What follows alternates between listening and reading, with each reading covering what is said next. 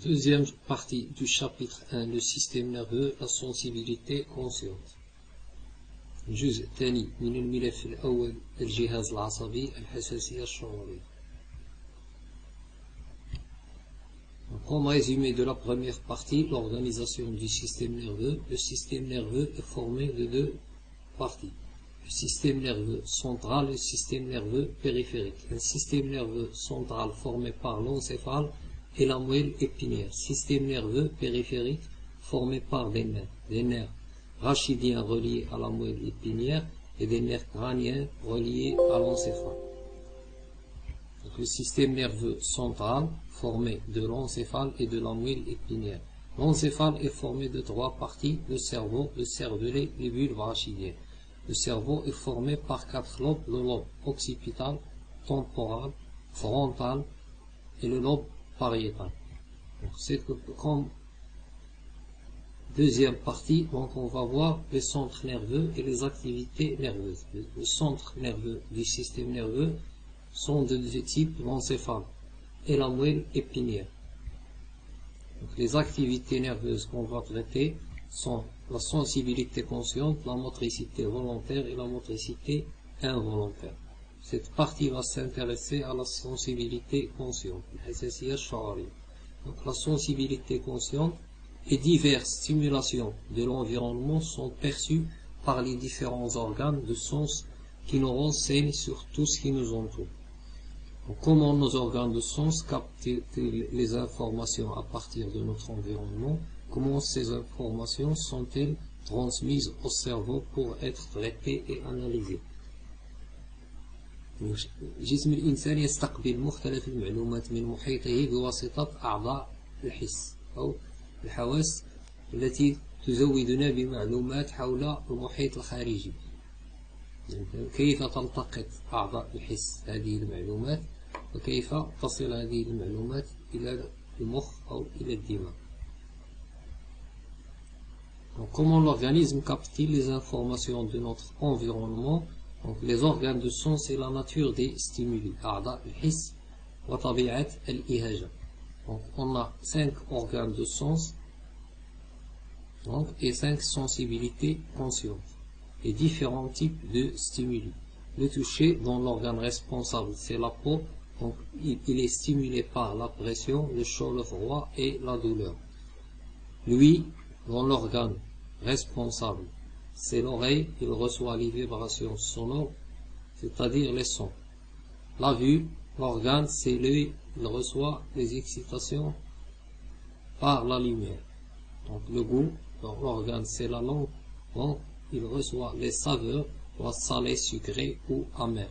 L'odorat, il reçoit les odeurs et l'organe responsable c'est le nez. Donc les 5 organes de sens et leur rôle dans la réception des stimuli. كيف تستقبل أعضاء الحس مختلف الإهاجات. يعني كل عضو فيه مستقبلات تستقبل نوع خاص من الإهاجة. Donc la sensibilité consciente, notion de sensibilité consciente, مفهوم الحساسية الشعورية. La sensibilité consciente, c'est une activité nerveuse qui permet à l'organisme la perception des informations de notre environnement. Ces informations sont reçues par nos organes de sens et sont transformées en sensations au niveau du cerveau, après leur analyse. Donc l'analyse nous permet de transformer ces messages nerveux qui arrivent au niveau du cerveau à partir des organes de sens pour nous donner des sensations.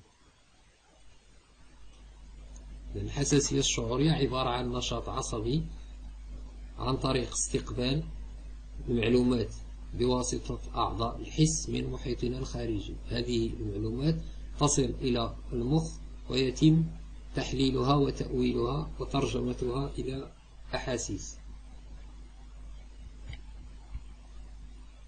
Donc les éléments intervenant dans la sensibilité consciente. الأعضاء المتدخلة في الحساسية الشعورية.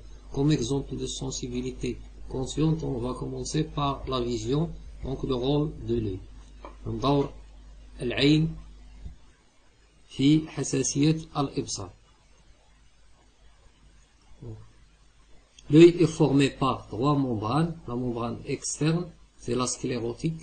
Puis en rouge, on a la choroïde. À l'intérieur, on a la rétine shabakiya. Donc, les rayons lumineux arrivent et traversent les milieux transparents de l'œil, à savoir la cornée, le qarniya, pupille, le bobo, العدسة أو البلورية, le cristallin, الرطوبة المائية أو الجسم المائي, الجسم الزجاجي, لتصل إلى الشبكية. Donc après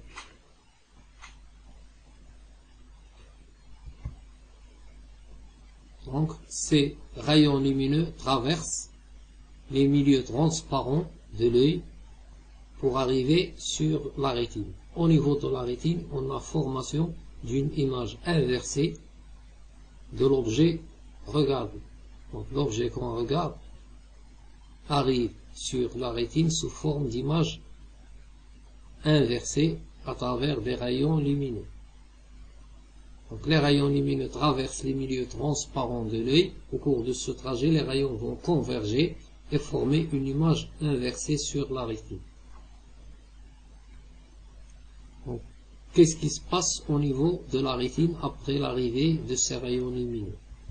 Donc, au niveau de la rétine, on a des cellules qui sont spécialisées dans la réception des rayons lumineux. على مستوى الشبكية لدينا خلايا خاصة تستقبل أشعة الضوء.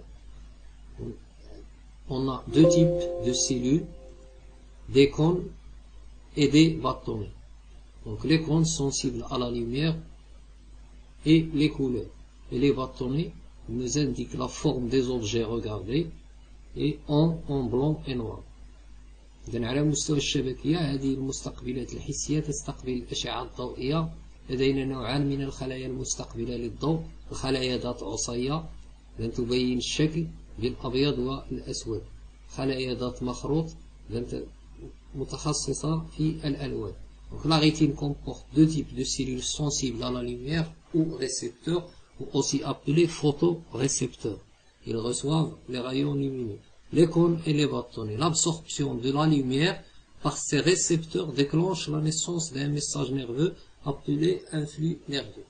من بعد امتصاص أو وصول أشعة الضوء إلى الشبكية، هذه الخلايا الخاصة تنشأ على مستواها رسائل عصبية تسمى سيانات عصبية.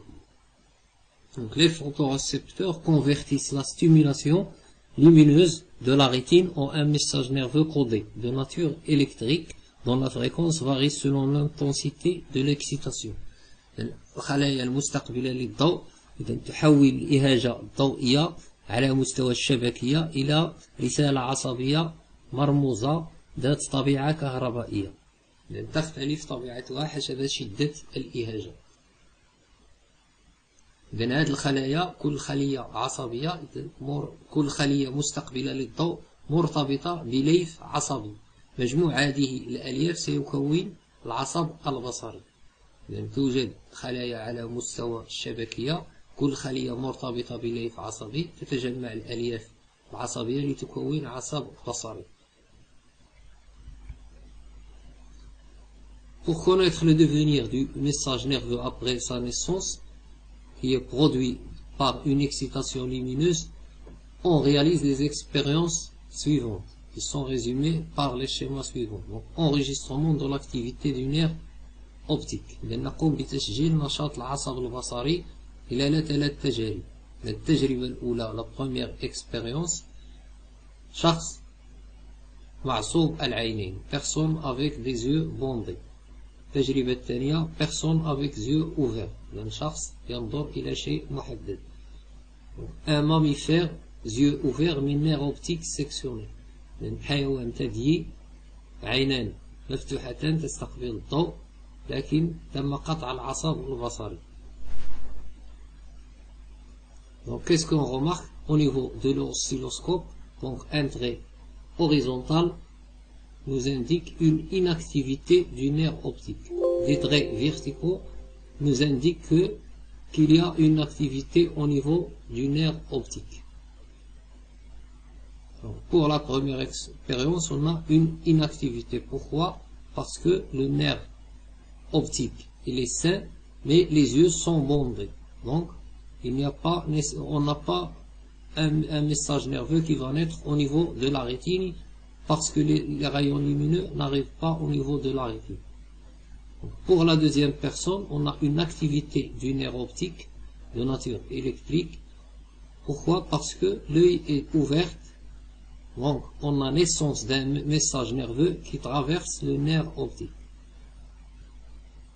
Pour la troisième expérience, on a naissance du message nerveux au niveau de la rétine, mais il ne traverse pas le nerf optique. Pourquoi? Parce que le nerf optique, il est sectionné. Donc, aucune activité ne va être enregistrée au niveau du nerf optique. Donc, pour la deuxième partie, cette fois, on enregistre l'activité au niveau du cerveau. Si on n'a pas de message nerveux, il ne traverse pas le nerf optique, donc il ne va pas arriver au cerveau. Pour la deuxième expérience, on a naissance d'un message nerveux qui traverse le nerf optique pour arriver au niveau du cerveau, plus exactement au niveau du lobe occipital du cerveau, où il sera traité.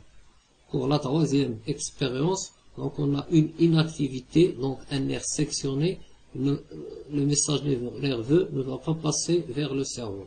Donc le cerveau ne va enregistrer aucune activité au niveau de son lobe occipital. Le lobe occipital est responsable de la vision.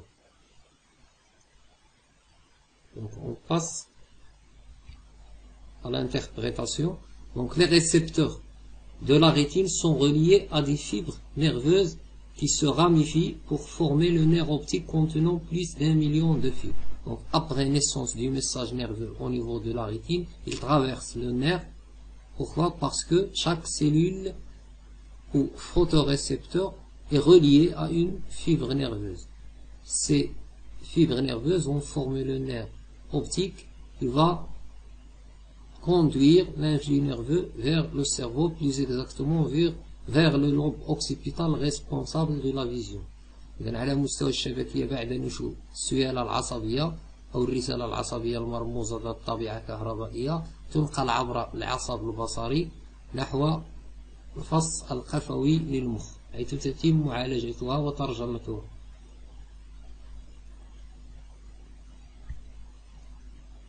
Comme résumé. Donc quel est le rôle du nerf optique? Donc le nerf optique formé par des fibres optiques dont les extrémités sont reliées aux récepteurs sensoriels permet de transmettre le message nerveux vers le cerveau. دور العصب البصري هو نقل السيالة العصبية أو الرسالة العصبية بعد نشوئها نحو المخ. Quel est le rôle du cerveau? Donc le message nerveux est traité et interprété au niveau de l'aube occipital du cerveau. Le lobe occipital responsable de la vision. إذن دور المخ إذن هو معالجة الرسالة العصبية أو قراءة الرسالة العصبية وترجمتها إلى صورة يعيها الشخص.